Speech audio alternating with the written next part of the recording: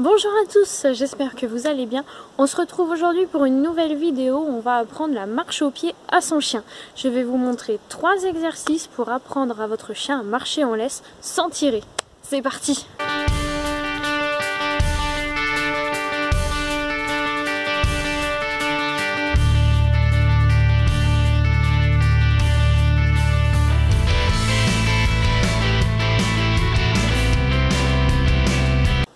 Avant de commencer les exercices, il va falloir déterminer de quel côté vous voulez que votre chien marche.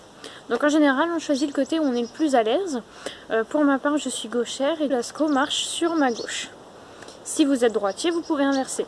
Attention par contre, vérifiez pour les compétitions, il y a des fois un côté qui est exigé, en général c'est la marche à gauche. Et bon, on se retrouve pour les exercices. Premier exercice que nous allons voir ensemble, c'est le demi-tour. Le demi-tour présente plusieurs avantages. Il permet à votre chien de se concentrer sur votre marche plutôt que de regarder ailleurs parce qu'il est obligé de vous suivre, il ne sait pas où il va.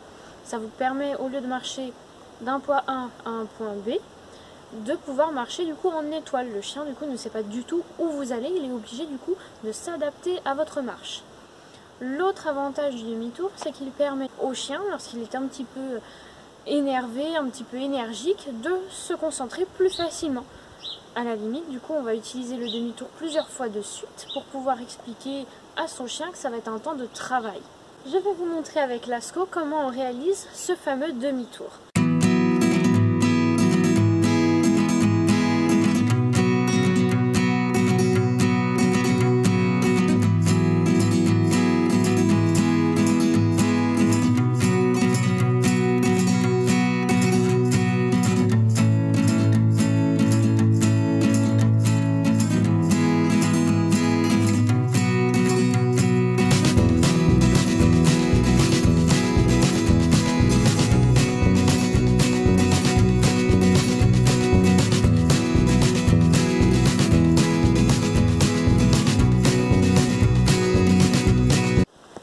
Vous avez pu voir du coup pour le demi-tour comment on le réalise. Donc au début, Lascaux est en train de se faire la malle. Donc au début, en fait, tout simplement pour un chien du coup qui marche à gauche, on va tourner sur nous-mêmes vers notre chien. Donc s'il marche à gauche, on va tourner sur soi-même vers la gauche. Si on a un chien qui marche à droite, on va tourner sur soi-même mais vers la droite. Donc on fait ça.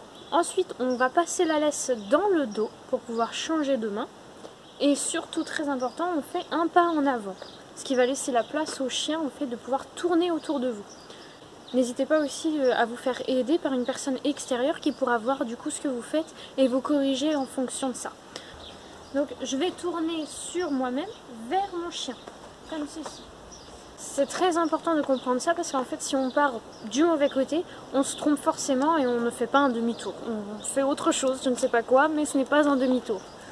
Alors, on va voir maintenant le deuxième exercice, donc ça va être l'arrêt. Tout simplement, on va marcher au pied et on va s'arrêter.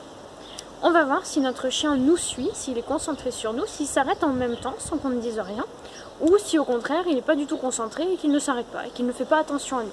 Très bon exercice.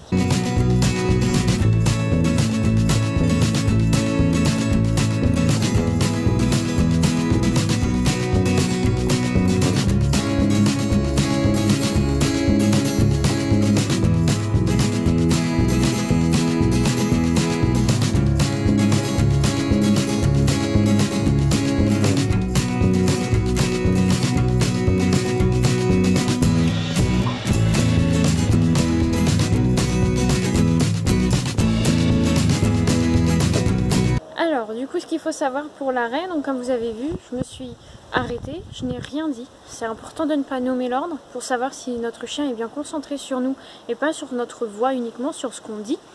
Le but du jeu, c'est de voir si vraiment il est attentif à notre mouvement. On a Lascaux qui se rapproche, doucement mais sûrement. Il contrôle la qualité de la vidéo. Donc du coup, il faut aussi savoir, là vous avez l'exemple d'un chien qui a l'habitude de le faire, donc forcément les erreurs ne sont pas, vous n'avez pas pu voir les erreurs que votre chien risque de faire, parce que si c'est un chien débutant, il va forcément en faire, hein, là ce qu'on a fait au début. C'est normal, il faut lui pardonner, c'est pas grave. Ce qu'il faut, c'est toujours que ce soit dans la bonne humeur, dans une bonne ambiance, et surtout ne pas être trop exigeant au début. Là, vous avez vu un chien qui a l'habitude, qui fait ça souvent. L'arrêt, c'est une des premières choses que on a appris, que Lascaux a appris quand il était chiot. Maintenant, il a 5 ans, donc il en a fait des arrêts. Donc, ce qui est très important, quand vous allez faire l'arrêt, ça va être que la laisse ne soit pas tendue. C'est-à-dire, si votre chien s'arrête un peu en avant ou un petit peu en arrière, mais avant que la laisse soit tendue, ça veut dire qu'il a fait attention à vous, c'est bien, c'est positif. Si par contre c'est la laisse qu'il a arrêtée, donc qui est tendue, de la coupe qu'il a créée, là par contre il n'a pas du tout fait attention à vous, donc là il faut reprendre un petit peu les choses. Très important, vous avez dû le voir, c'est de féliciter son chien. Surtout sur ce genre d'exercice, ça demande beaucoup de concentration, c'est vraiment pas facile. Donc du coup, il faut féliciter votre chien. On va récompenser en fonction du tempérament de votre chien. Si vous avez un chien calme, qui réagit pas trop, on peut y aller, on peut le motiver un petit peu.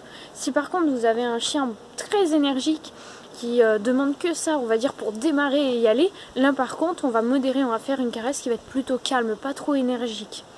Ça c'est important. Et surtout vous pouvez aussi récompenser à la voix, lui dire que c'est bien. Ça c'est très important. Lascaux réagit beaucoup à ce genre de choses, il sait quand c'est bien, quand c'est pas bien. Le ton de la voix est très important et au quotidien ça va vous servir pour après l'éducation et développer d'autres choses.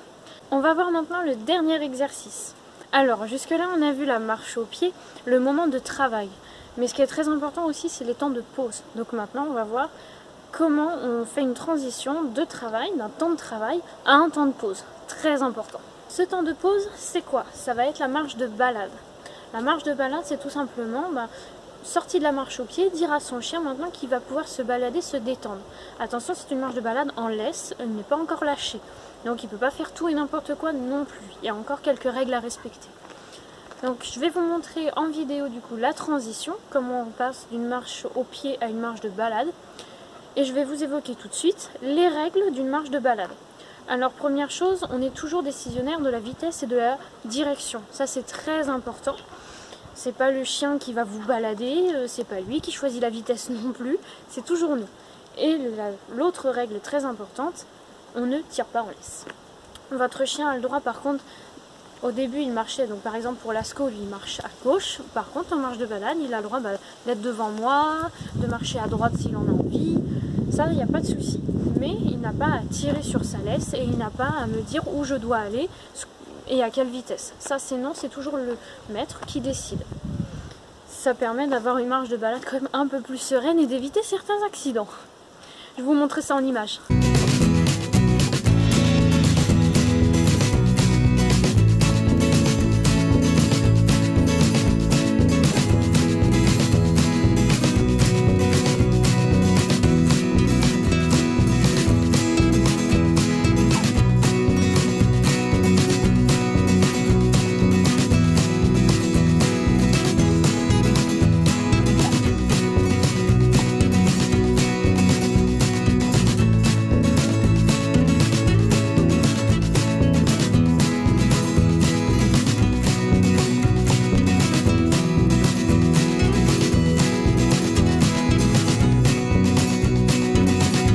Donc voici comment on réalise une transition de marche au pied à une marche de balade.